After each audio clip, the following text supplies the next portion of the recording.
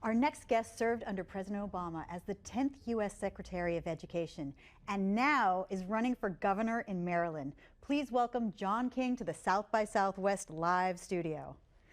Thanks for coming in. Thanks for the opportunity to join you. Okay, so what prompted you to run for the governorship of Maryland, and how's it going? Yeah, well, what prompted me to run really is the same commitment to public service that drove me to become a teacher in the first place. When I was a kid, both my parents passed away when I was little. My mom when I was 8, my dad when I was 12. And the thing that saved me was school. A public institution that intervened in my life at just the right moment is the reason I'm alive today.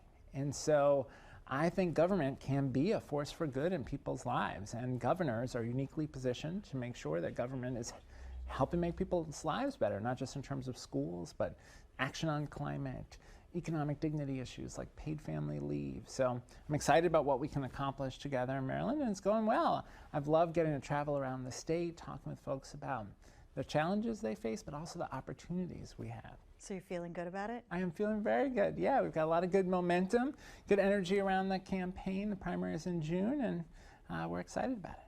Well, I mean, with your background in education, where do you think the voters' priorities are specifically as far as education's involved? Yeah, it's interesting. We know that Maryland Democratic primary voters are very focused on education as by far their top issue.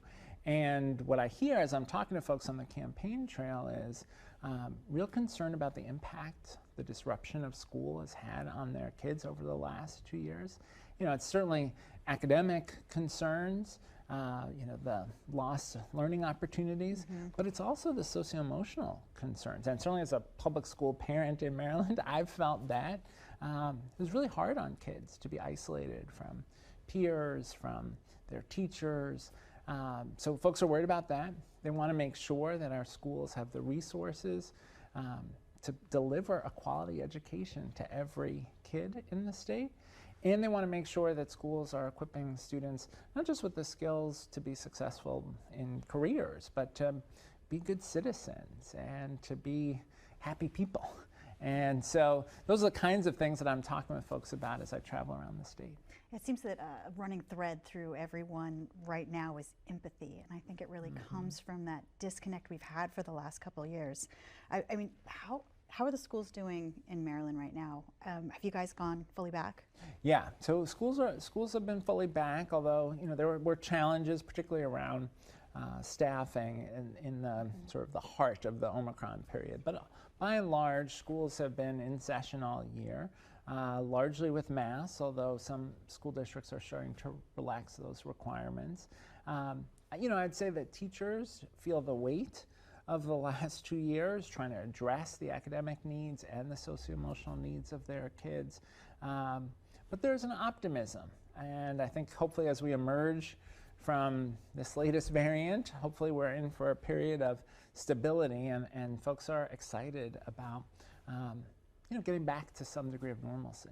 I imagine the fact that you've been a teacher gives you a special connection to all the educators that you have to deal with. So you as a governor, how can you have a meaningful impact? Because I know the teacher's the front line and then goes up through the system. How can you as a governor really make a difference? Yeah, well, we've got a great opportunity in Maryland. We just passed a major school funding reform package last General Assembly session, which is going to allow the next governor to raise teacher pay.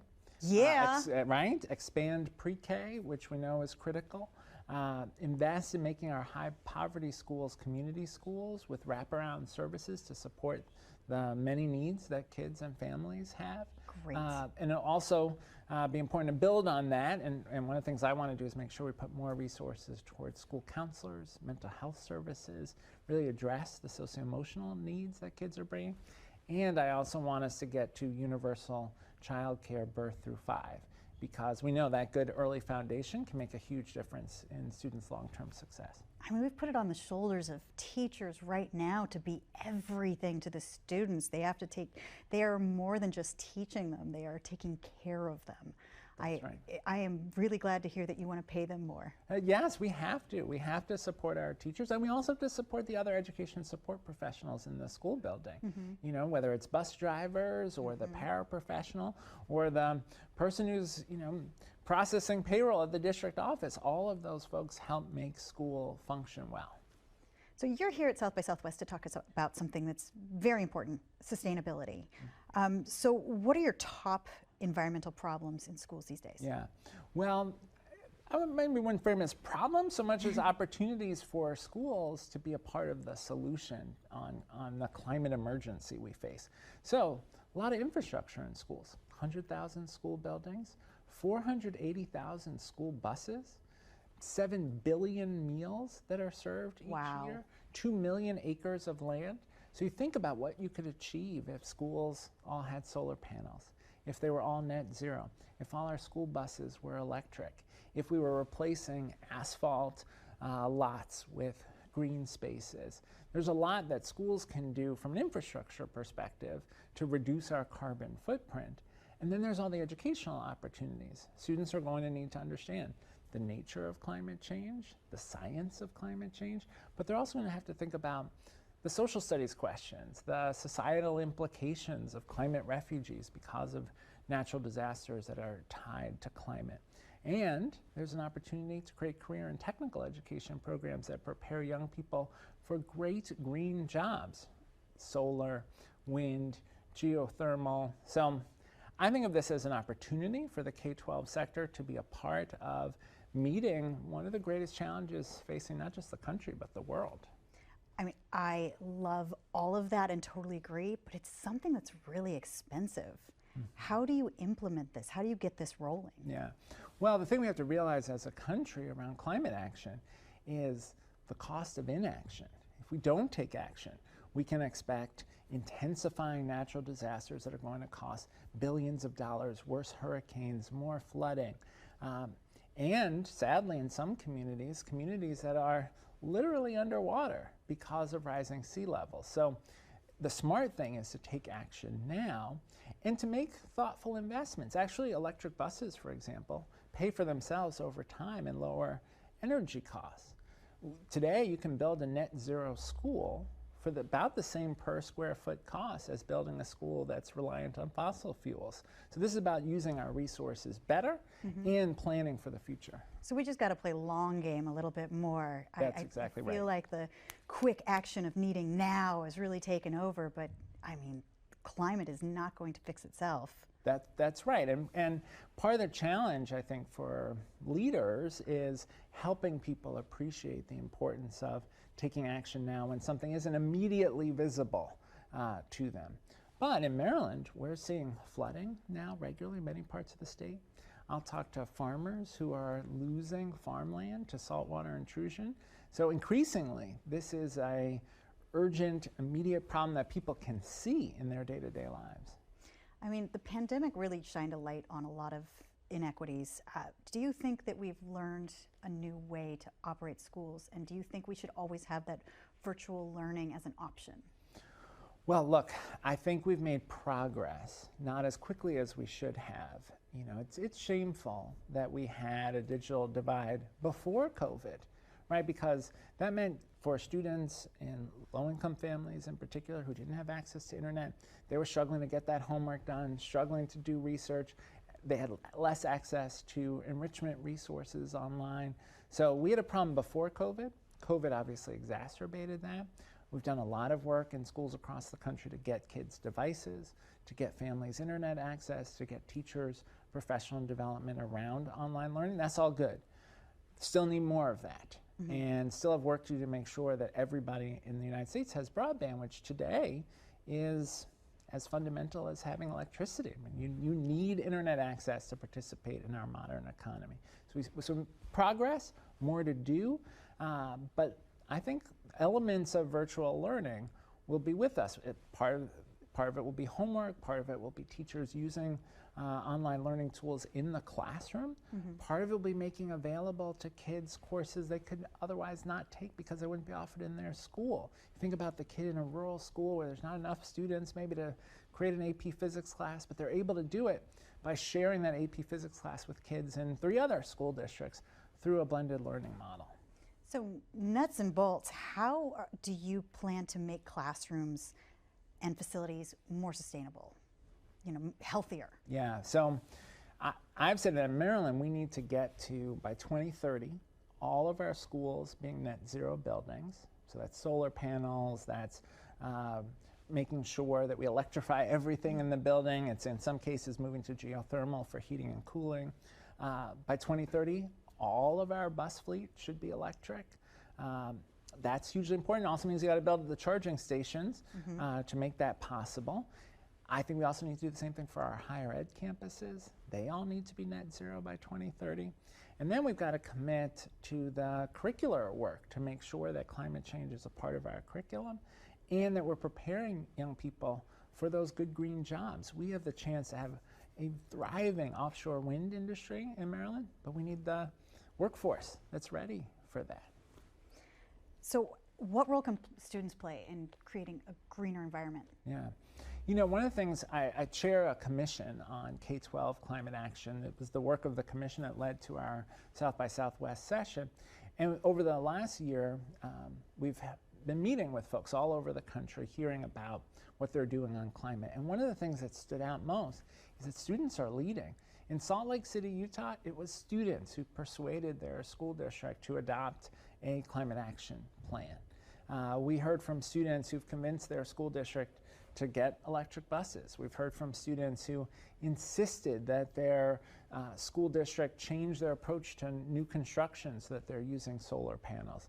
So students can be a powerful organizing force, but we have to welcome them into the conversation. And we tried with the commission. We've got senior leaders in education, environment, civil rights, and young people who are activists, and they're sitting at the table with us in the commission with full participation because students are the ones who are most directly impacted every day by what's happening in schools. Yeah, they're the stakeholders. This is their future. So I imagine making them agents of change is what's really going to propel us. Exactly. So moving on to other topics, do you think the Biden administration should drop their official encouragement of masks in schools? We've got to have a mask policy that is responsive to the science. I think part of what we've got to do is be thoughtful, as the CDC has suggested, in looking at the conditions around a school. What's the rate of transmission around the school? What's the rate of vaccination of students, of staff, of the larger community? And have the ability, because we may have more variants, to dial up or dial back our mitigation measures, including masking, testing, COVID testing regularly to monitor if there are sudden upticks. But what we're seeing in Maryland is that local communities are now making that assessment and adjusting their policy on masking to match the moment. But I worry that there's a sense in some places that we're done with COVID, and unfortunately that's not right. We still have to be vigilant, and we have to be prepared if there's another variant. And at the same time, we have to weigh the effect on kids being masked and losing those social cues that they have when they're in their prime years. Yeah, and look, I worry about young kids who are learning to read, where being able to see their teacher's lips move is actually quite important for developing reading skills. But of course, the top priority always has to be keep students and teachers safe. But within that, making decisions based on the data in each community. So you recently called on the Biden administration to cancel student debt. I find that amazing. Specifically, how much should they do of that? And do people get anything back who've already paid off their student loans? Well, first it's important to think about how we got to this place. In 1980, the federal assistance for higher education, Pell Grants, covered about 80% of the costs of public higher ed. Today, less than a third. So what's happened over a 40-year period is the cost of higher education has been transferred from being a public good to something that is now a burden on families and students. And so for me, debt cancellation is part of saying, this is a public good. It is good for the country if people pursue higher education and complete higher education. So we ought to lift the burden on the shoulders of now well over 40 million borrowers. And we need to solve the problem going forward. And so we need President Biden and Congress to work together to make college debt free. And that's achievable. It's a question of political will. I mean, you were part of the Obama administration. Do you wish that he did more on student debt back when you were there? Well, there were a number of things that we did that have sort of laid the groundwork for broader debt cancellation. So we built, when I was secretary, the system, the process for debt cancellation that the Biden administration is already using for folks, for example, who are taken advantage of by predatory for-profit colleges. So we built that system. We pursued something called income-based repayment to allow people's payments to be capped at a certain percentage of their income. But the situation is different now. We've had this COVID crisis. We've had this COVID economic crisis. And we're in a moment where we can really have a New Deal moment as a society and look and say, what are the systemic changes that we need for the long-term future? And one of those is to say, higher education is a public good. Let's make it possible for folks to complete higher education debt-free. Long game, big picture. Exactly. Yeah. Okay, so one of your recent campaign ads focuses on the attack of critical race theory. As the descendant of Maryland slaves, what is your personal and professional message to those critics? Yeah. So really what I hope we can do is have a conversation as a country about the importance of teaching the truth of our history. So I live in Silver Spring, Maryland, Montgomery County, about 25 miles from where my great-grandfather was enslaved in Gaithersburg, Maryland. And actually the property where my great-grandfather was enslaved, still owned by a family that are direct line descendants of the family that enslaved my family. Wow. And the cabin that my great-grandfather and his family lived in, still standing on the property. And so over the last few years, we've become friends, and I've gotten to spend time in that cabin. And that happened, that's real, that's the truth. And when I'm standing inside of that cabin, I contemplate the cruelty and intimacy of the institution of slavery. That cabin is not 30 yards from the main house. These were two families living in the same physical space, one owning the other.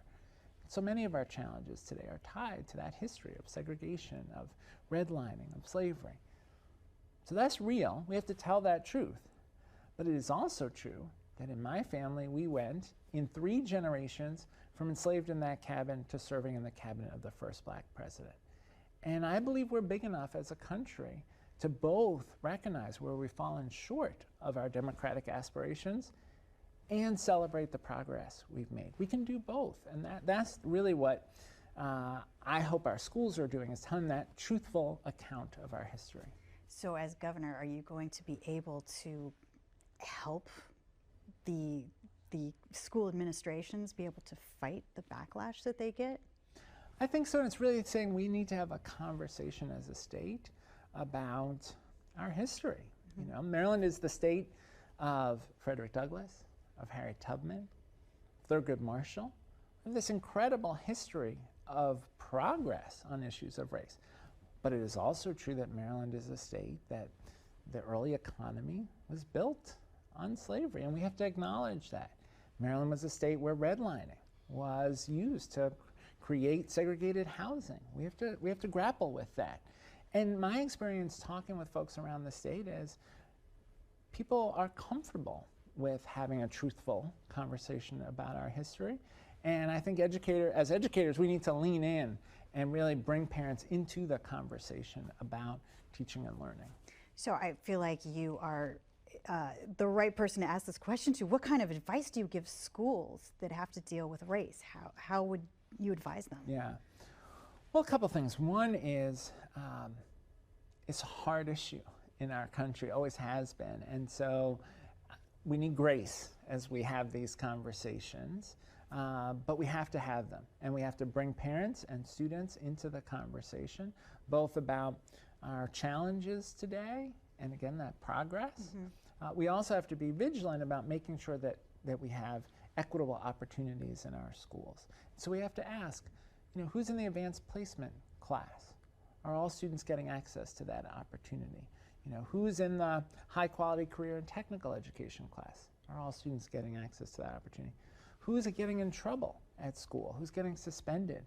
And are we making sure that we have the right supports in place for all of our students and that exclusionary discipline isn't being used disproportionately with students of color?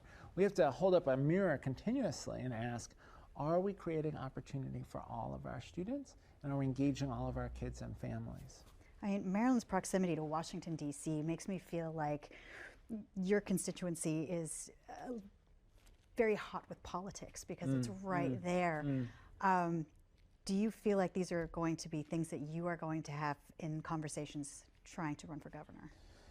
Yeah, look, I think of it as a leadership opportunity. People are watching Maryland because we're so close to DC, because so many congressional staff members and executive branch employees live in Maryland. People are watching what happens. If Maryland can be one of the first states to ensure universal child care, birth through 5, that'll be an example to the country. If Maryland can be one of the first states to be net zero greenhouse gas emissions, that'll be an example to the country. So I think we have the opportunity to be a real national leader, and should be, and we need a governor who's committed to doing that, and I am. And you are that governor, or you could be, will be. Thank you. Thank in the you. positive. Yeah, okay, that's so the plan. See, now I'm going to have to turn this conversation to something uncomfortable. Finally, why are Maryland crabs not as good as California Dungeness crabs? Maryland has the best crabs, and Maryland has the best crab cakes. I'm not so sure about that. A good sweet Dungeness, would you be willing to submit to a blind taste test, or are you worried that that could tank your campaign if you pick California? I'm not worried about that. I would do that blind. I would do that blind taste test, and I'd say, you know, to tie it back to what we're working on at South by Southwest on climate. If we don't take care of our Earth, we won't have those crabs to enjoy, right? This is our moment to step up and ensure a healthy environment for ourselves, for our kids, and for future generations. Well, as somebody who has a child of a future generation and also a crab fisherman, thank you. It's been wonderful talking to you. So thanks so much for the conversation. So that was a terrific conversation. Thank you so much for coming to the South by Southwest studio. And thank all of you for joining us today. We'll be live again at 4:30 with documentary filmmaker Kim Snyder. You can see the schedule for all of our upcoming interviews at southbysouthwestedu.com/studio.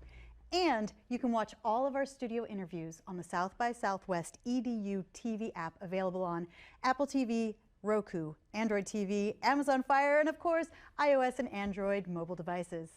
See you later.